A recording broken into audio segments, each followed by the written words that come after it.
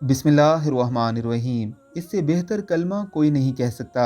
नबी करीम सल्लल्लाहु अलैहि वसल्लम ने फरमाया, जो शख्स रोज़ाना 100 बार ये कलेमा पढ़े, ला इलाहा इल्लल्लाहु वहदहु ला शरीक लहु लहुल मुल्कु व लहुल हम्दु व हुवा अला कुल्ली शैइन कदीर, तो उसे 10 गुलाम आज़ाद करने के बराबर सवाब मिलेगा।